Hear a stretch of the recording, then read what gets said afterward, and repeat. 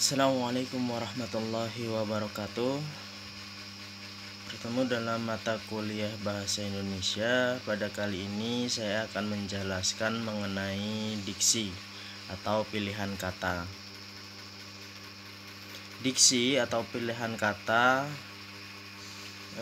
di mana kata merupakan salah satu unsur dasar dalam bahasa yang sangat penting, sehingga dalam memilih kata-kata ada dua persyaratan yang harus dipenuhi. Yang pertama yaitu terkait dengan ketepatan, yaitu dapat mengungkapkan apa yang ingin kita ungkapkan sehingga orang lain mengerti maksud dari apa yang kita ungkapkan.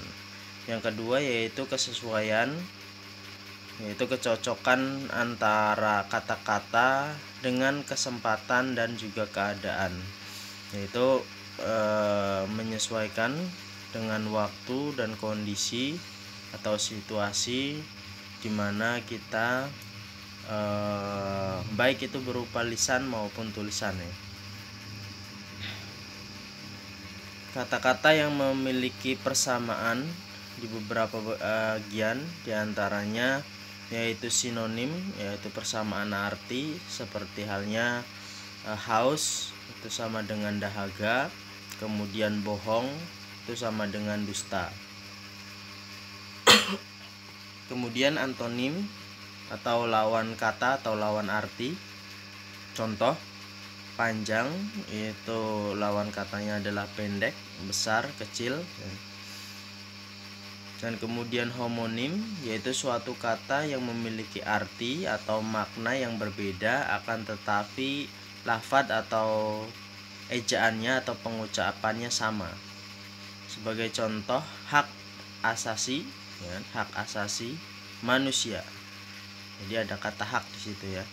Kemudian hak sepatu, ya, sama-sama kata hak akan tetapi yang satu memiliki arti yang berbeda, pengucapannya sama akan tetapi memiliki arti yang berbeda. Kemudian ada homofon, adalah kata yang diucapkan sama tetapi memiliki maksud yang berbeda. Sebagai contoh masa pada media massa, kemudian masa dalam hal ini adalah waktu. Kemudian ada bank, ya, ada bank pakai K, ada bank pakai G. Ya. Bank di sini yang dimaksud adalah tempat menyimpan atau meminjam uang.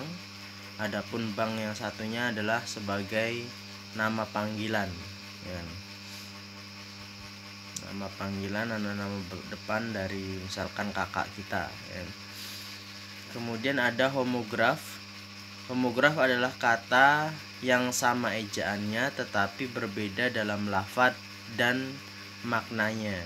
Sebagai contoh apel, dalam hal ini adalah upacara, kemudian apel, buah.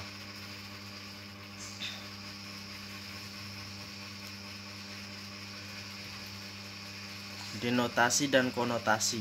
Denotasi adalah makna kata yang sesuai dengan makna yang sebenarnya. Sebagai contoh, banyak kupu-kupu berterbangan di malam hari. Kupu-kupu ini menunjukkan makna yang sebenarnya.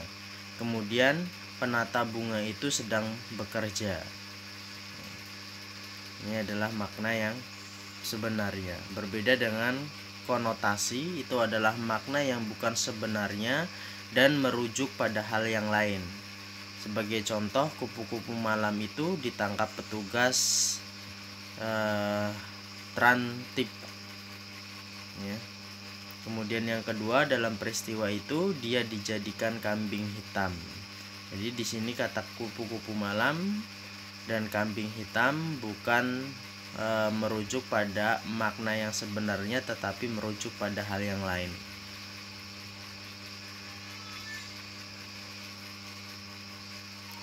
Abstrak dan konkret. Abstrak, suatu yang tidak nampak atau tidak terlihat oleh panca indera. Contohnya kebenaran kata abstrak, ya, kebenaran pendapat itu tidak terlalu tampak. Dalam hal ini kebenaran pendapat itu tidak terlalu tampak.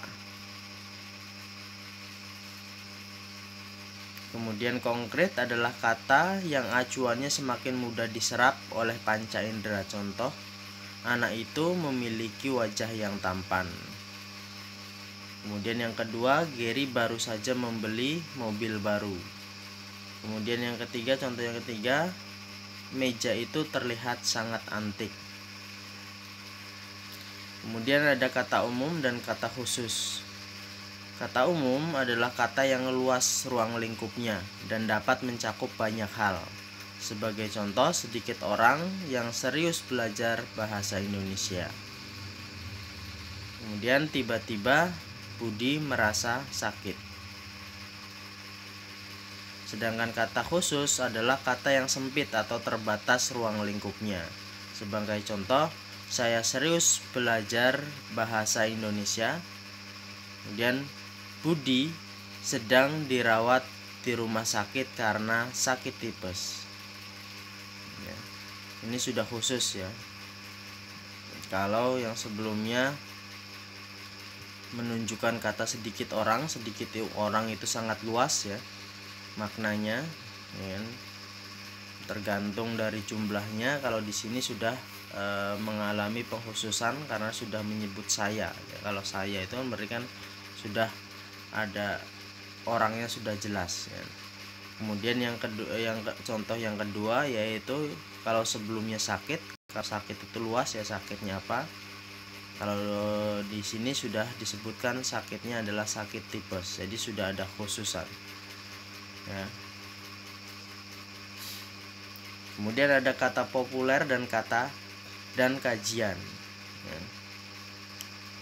Kata populer itu kata yang dipakai oleh berbagai lapisan masyarakat dalam kehidupan sehari-hari. Sedangkan kajian adalah kata yang perlu ditelaah lebih jauh maknanya karena tidak bisa langsung dipahami oleh semua orang. Ini sebagai contoh, yang kata populer itu bermakna, sedangkan kata kajiannya signifikansi. Kemudian sejajar, kata kajiannya adalah paralel. Kemudian yang ketiga adalah tahap, ini populer ya. Kemudian kajiannya adalah stadium. Yang keempat kata populer isi, sedangkan kajiannya adalah volume. Kemudian yang kelima batasan, kata kajiannya adalah definisi. Yang keenam kata populer berbahaya, kajiannya adalah kritis. Yang ketujuh besar, kata kajiannya makro. Kemudian yang kedelapan wajar, kata kajiannya adalah natural. Kemudian yang kesembilan tetap, kata kajiannya adalah konsisten. Kemudian kata dalam percakapan kita sering mendengar jargon ya, yaitu kata-kata teknik yang dipakai oleh segolongan atau kelompok tertentu dalam berkomunikasi. Bentuknya bisa berupa sandi, kode rahasia ataupun Morse. Sebagai contoh, orang pintar kalah sama orang bejo, atau connecting people, atau juga always listening, always understanding. Kemudian juga ada slang ya. Slang itu adalah kata-kata yang biasa dipakai remaja ya, apalagi remaja saat ini ya, dalam berkomunikasi. Tercipta karena pemakai ingin berbeda dari kebanyakan. Sebagai contoh, lebay atau berlebihan, jutek, sombong, dan lain sebagainya. Banyak sekali ya sekarang kata-kata slang.